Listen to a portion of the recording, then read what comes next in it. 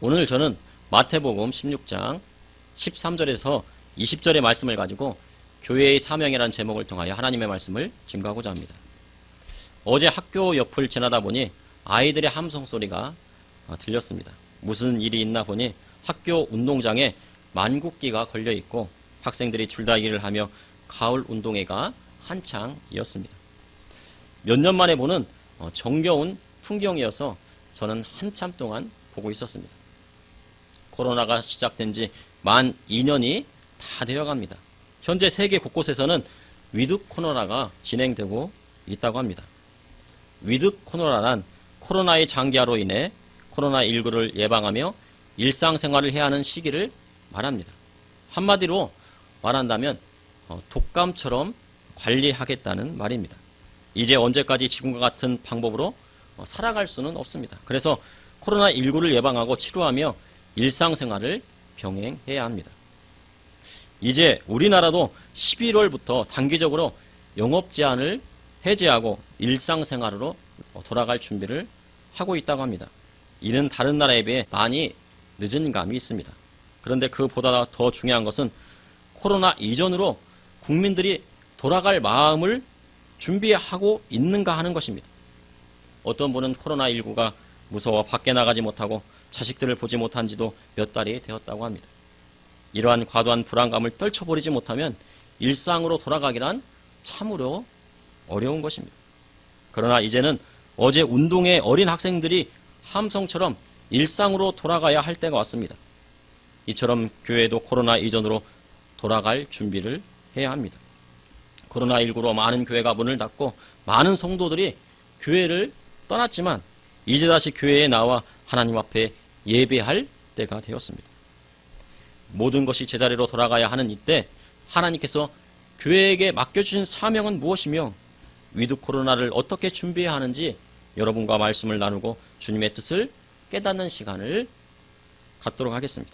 첫째, 교회의 사명은 살아계신 하나님을 만날 수 있도록 이끄는 것입니다. 마태복음 16장 13절에 보면 예수님께서 빌립보 가이사랴 지방에 이르러 제자들에게 사람들이 인자를 누구라 하느냐 하시며 물으셨습니다. 이에 제자들이 더러는 세례 요한, 더러는 엘리야, 어떤 이는 에레미야나 선지자 중에 하나라 한다고 말씀드립니다. 이처럼 세상 사람들은 예수님에 대해 잘 알지 못했습니다. 지금도 세상 사람들은 예수님을 석가모니나 공자, 맹자처럼 좋은 말씀을 전해주는 분으로만 알고 있습니다. 그리고 유대인이나 이슬람 사람들은 아직도 예수님을 선지자 중에 한 명으로 보고 있습니다. 이것은 예수님에 대해 제대로 알지 못하고 있기 때문입니다. 마태복음 16장 15절에서 16절에 이르시되 너희는 나를 누구라 하느냐? 시몬 베드로가 대답하여 이르되 주는 그리스도시요 살아계신 하나님의 아들이시니이다.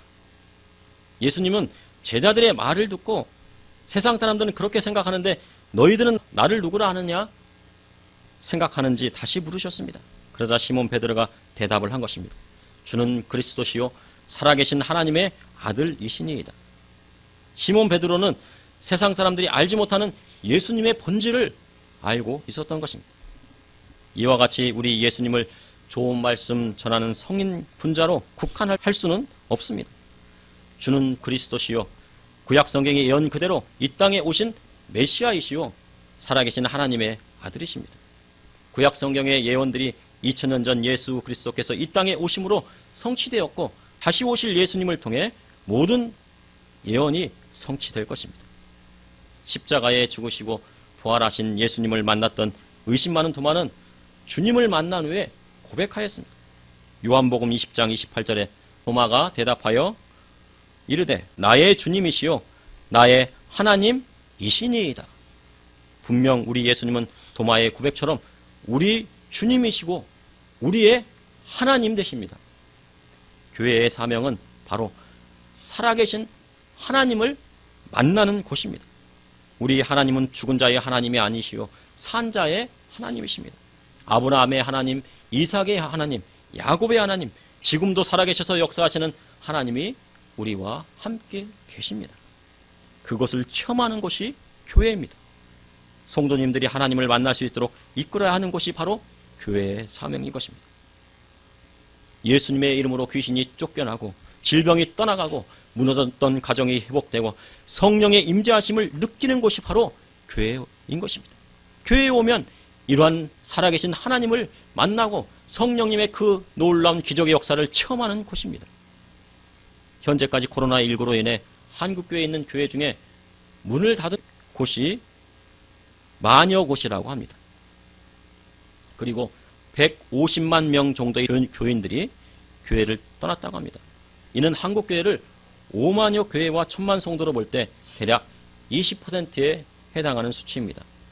2주만 연장, 더 연장, 2주만 더 연장, 이렇게 2년을 하다 보니 한국교회가 쪼그라들고 말았습니다. 대형 마트나 뮤지컬 공연장은 많은 사람들이 모여도 되고 교회에는 인원 제한을 두니 이러한 결과를 초래한 것입니다. 교회에게만 엄중한 잣대를 대었습니다. 가까운 마트에만 가도 사람이 넘쳐납니다. 대면 예배하지 말고 비대면으로만 예배드려라. 예배의 인원을 제한하고 초과된 성도는 돌려보내라 하니 교회가 하나님 말씀을 안 듣고 권력자의 말에 순종한 결과입니다. 성경 어디에도 목회자가 성도가 교회 오는 것을 막았다는 내용도 없고 돌려보냈다는 기록도 없습니다. 이것은 누구의 책임입니까? 이는 교회가 성도들의 귀에 듣기 좋은 말만 전했지 살아서 역사하시는 하나님의 말씀의 본질을 그대로 전하지 않았기 때문입니다. 그리고 살아계신 하나님의 역사를 체험할 수 있도록 성도들을 이끌지 못했기 때문입니다. 교회와 성도가 하나님보다 코로나를 더 무서워하고 그것을 섬기기 때문에 이러한 결과가 나온 것입니다. 코로나보다 더 위에 계신 분이 바로 하나님이시고 코로나도 치료하실 수 있는 분이 바로 하나님이십니다. 이제 그것을 회개해야 할 때입니다. 이제 11월에 위드 코로나의 시대입니다. 11월이 되면 위드 코로나가 진행이 된다고 합니다. 한국교회는 이제 원점에서 다시 시작해야 합니다.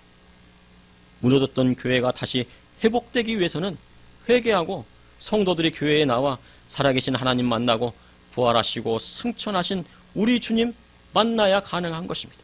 그리고 성령의 불을 다시 붙여 성령님을 내 안에 모셔드리고 성령 충만함 받아야 다시 회복될 수 있는 것입니다. 그러므로 이 시대의 교회의 사명은 살아계신 하나님과 부활하신 예수님 만날 수 있도록 다시 이끌고 나가는 것입니다. 둘째, 교회의 사명은 하나님만 섬기고 그리스도의 복음을 전하는 것입니다. 시몬 베드로는 주는 그리스도시요 살아계신 하나님의 아들이시니이다 고백하니 예수님께서 말씀하셨습니다. 마태복음 16장 17절에 예수께서 대답하여 이르시되 바요나 시몬아 내가 복이 있도다. 이를 내게 알게 한 이는 혈육이 아니요 하늘에 계신 내 아버지이시니라 말씀하셨습니다. 시몬 베드로가 이런 고백을 할 수 있게 된 것은 혈육으로 인한 것이 아니었습니다. 하나님께서 베드로에게 깨닫는 지혜를 주셨기 때문입니다. 베드로의 신앙 고백이 있은 후 복음서에 보면 주님께서 비로소 제자들에게 십자가의 고난 받으실 것과 3일 만에 살아나야 할 것을 나타내셨습니다. 마태복음 16장 21절에 이때로부터 예수 그리스도께서 자기가 예루살렘에 올라가 장로들과 제사장들과 서기관들에게 많은 고난을 받고 죽임을 당하고 제3일에 살아나야 할 것을 제자들에게 비로소 나타내시니 주님은 앞서 유대인의 유월절에 예루살렘으로 올라가셔서 성전 안에 장사하는 사람들을 다 내어 쫓으셨습니다. 그때 유대인들이 이런 일을 행하니 무슨 표적을 보이겠느냐 물었습니다. 그때 주님은 내가 이 성전을 헐라 내가 사흘 동안 일으키리라 하셨습니다. 유대인들은 이 성전을 46년 동안 지었는데 어떻게 3일 동안 일으키겠느냐라고 합니다. 그러나 주님은 성전된 자기 육체를 말씀하신 것입니다. 예수님께서 십자가에 달려 돌아가시고 3일 만에 부활하심으로 베드로에게 말씀하신 교회를 일으켜 세우신 것입니다. 에베소서 1장 22절에서 23절에 또 만물을 그의 발 아래에 복종하게 하시고 그를 만물 위에 교회의 머리로 삼으셨느니라. 교회는 그의 몸이니 만물 안에서 만물을 충만하게 하시는 이의 충만함이니라. 그래서 우리는 교회를 주님의 몸된 교회라 하는 것입니다. 예수님의 십자가의 고난과 부활이 없다면 신약교회는 없는 것입니다. 그리고 하늘로 부활 승천하신 예수님은 하나님 아버지로부터 보혜사 성령을 받아 우리에게 보내주셨습니다. 이로써 오순절 마가다락방의 성령 체험이 시작되었고 지금까지 이어져 오는 것입니다. 주님의 몸된 교회는 유형적으로 보이는, 눈에 보이는 교회 건물도 있지만 무형의 성도들의 모임을 교회라 말할 수 있습니다. 이를 헬라어로 에클레시아라고 하는데 예수님을 믿고 따르는 성도들의 모임, 즉 신앙 공동체를 교회라 하는 것입니다. 교회는 그리스도의 복음을 전하는 곳입니다.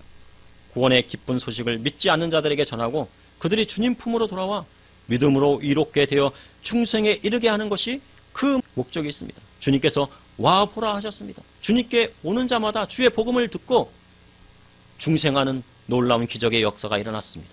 교회도 마찬가지입니다. 교회에 와서 주님을 만나고 하나님을 만나고 예수님 만나고 성령 체험하는 곳입니다. 또한 교회는 하나님을 섬기는 곳입니다. 하나님을 섬기는 일은 바로 하나님께 예배하고 주님께 영광 돌리는 것입니다. 이렇게 예배에는 찬양과 기도와 말씀과 봉헌이 있습니다. 우리가 하나님 앞에 나오면 보통 20분 동안 찬양을 하나님께 드립니다. 그때 하나님은 찬양을 통하여 영광 받으시는 것입니다. 하나님께 영광 돌리는 가장 좋은 방법은 소리 높여 하나님을 찬양하는 것입니다. 하나님을 찬양할 때 감옥문이 열렸고 기적이 일어나고 병고침이 일어나고 하나님의 말씀이 그 마음 가운데 넘쳐나게 되고 또한 하나님 앞에 기쁨으로 찬양할 수 있는 것입니다. 코로나19 때문에 빠른 찬양은 하지 말라. 소리내어 기도하지 마라. 하나님 말씀은 영상으로 대체하고 모이지 마라. 이 모든 것은 하나님 말씀에 위배되는 것입니다. 성경 어디에도 그런 예가 없었습니다. 그러함에도 이러한 것을 강요하는 것은 엄연한 종교의 자유를 침해하는 것입니다. 그리고 우리의 헌법에 위배하는 것입니다. 모든 국민은 종교의 자유가 있습니다. 교회는 성도 각자가 몸 관리를 잘하고 면역력을 키우고 정결한 마음으로 하나님 앞에 예배드리는 곳입니다. 그런데 이번 코로나19 사태로 교회가 하나님 말씀을 따르지 않으니 1만여 교회가 문을 닫은 것입니다. 주님의 몸된 교회가 무너져 가는데 교회가 아무 말 하지 않고 순종해야 한다고 말씀 전하니 안타까울 따름입니다. 하나님 앞에 예배는 안 드리고 비대면 예배로 드리면서 헌금은 계좌로 보내라 하는 것은 크게 잘못된 것입니다. 사도 바울은 일하지 않으면 먹지도 말라 했습니다. 하나님 앞에 나와 신령과 진정으로 예배한 교회만이 하나님 앞에 드리는 거룩한 헌금을 거둘 자격이 있고 그 교회를 통해 살아계신 하나님께서 역사하시는 것입니다. 세상 사람들은 교회가 코로나 시국에도 헌금 거두려고 예배드린다고 말을 했습니다. 그런데 교회는 헌금 거두지 않아도 하나님 앞에 예배 드릴 수 있습니다. 교회는 12가정만 헌신해도 한 교회가 자립하고 선교할 수 있다고 합니다. 그리고 한두 가정만이라도 하나님 앞에 헌신하면 교회가 운영됩니다. 이와 같이 북한의 지하교회는 헌금 거두지 않아도 운영이 됩니다. 그들은 모여서 하나님 앞에 찬양하고 기도하고 하나님의 말씀을 듣고 목숨을 내걸고 하나님께 영광을 돌렸습니다. 중국의 지하교회도 마찬가지입니다. 중국의 지하교회도 헌금 모아 건축하지 않아도 하나님 앞에 예배하고 영광을 돌립니다. 아무리 권력자가 교회를 쪼그러뜨리려 해도 끝까지 남아있는 것이 바로 교회입니다. 로마 시대 네로 황제가 기독교인들을 그렇게 핍박했지만 마지막에 무너진 것은 바로 로마 제국입니다. 바로 교회는 하나님께서 지켜주시는 것입니다. 그런데 일부 교회는 대출을 받아 무리한 건축을 했다고 합니다. 그런데 은행 대출을 받는 것은 주님의 뜻이 아닙니다. 사도 바울은 사랑의 빚 외에는 빚지지 말라 하였습니다. 그런데도 교회 건물을 대출하여 지었습니다. 교회 건물로는 대출이 안 되니 성도들의 아파트를 담보 잡고 전세금을 담보 삼아 대출받아 무리하게 건축하다 부도나는 곳도 있다고 합니다. 이로 인해 성도의 가정이 무너지게 되는 것입니다. 그런 결과를 초래하게 되는 것입니다. 그리고 만약 그렇게 교회가 건축되어도 그것에 참여한 성도들이 대부분 시험에 들어 교회를 떠나고 맙니다. 이는 주님 뜻이 아닙니다. 교회는 하나님을 섬기고 성도들의 가정을 세우는 것이 바로 그 사명인 것입니다. 교회에서 하나님 앞에 예배하고 섬기는 것은 많은 사람이 필요하지 않습니다. 한두 사람만 헌신해도 예배가 진행될 수 있도록 해야 합니다. 특히 환난 때에는 한 사람만으로 예배와 찬양과 기도와 말씀을 전할 수 있도록 훈련되어져야 환난을 통과할 수 있는 것입니다. 북한의 지하교회 성도님들이 그 대표적인 예입니다. 그리고 교회는 세상 프로그램을 들여와 교인들을 즐겁게 하는 것도 아닙니다. 성도 간의 교제는 최소화하고 성도들이 기도와 찬양과 말씀에 전념할 수 있도록 하여야 앞으로 닥칠 환난을 준비하는 교회가 되는 것입니다.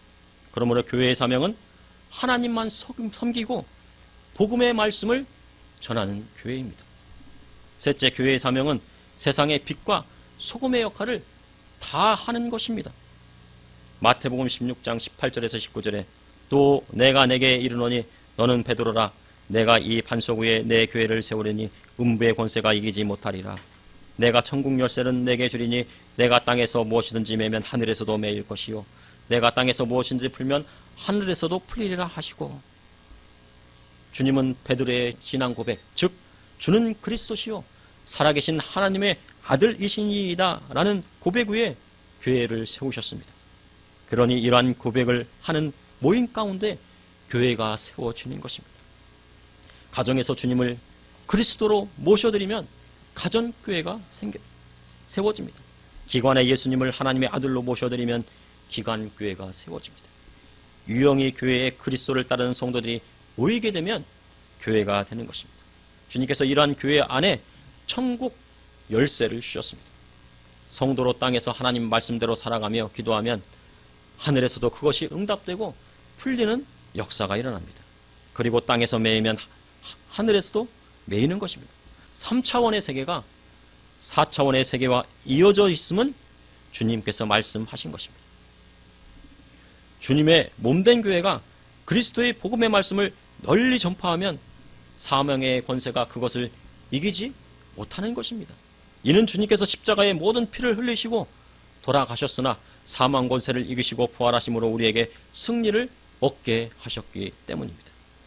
그러므로 이제 믿는 성도는 주님의 복음의 말씀을 따라 세상의 빛과 소금의 역할을 다 해야 합니다. 빛과 소금의 역할을 하는 것은 그리스도의 복음의 말씀대로 사는 것입니다. 예수님의 말씀대로 살지 못하면 세상 사람들은 그가 빛인지 소금인지 구분하지 못하고 그것을 밟고 지나갈 뿐입니다.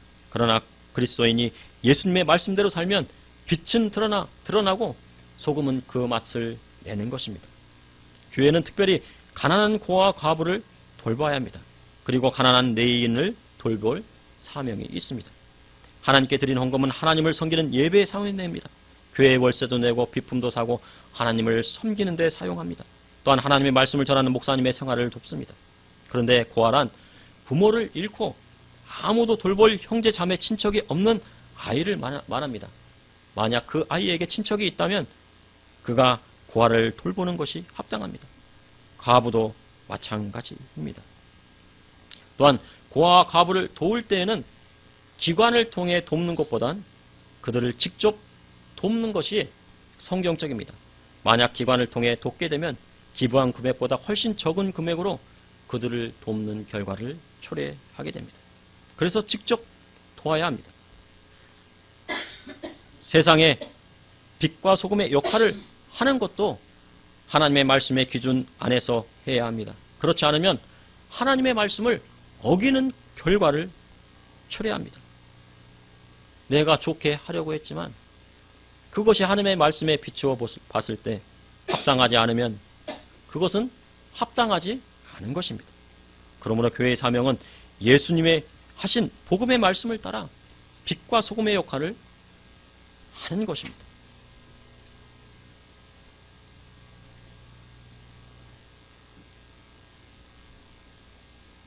빛을 발한다는 것은 선을 행하는 것도 있지만 빛과 어둠을 구분한다는 것입니다.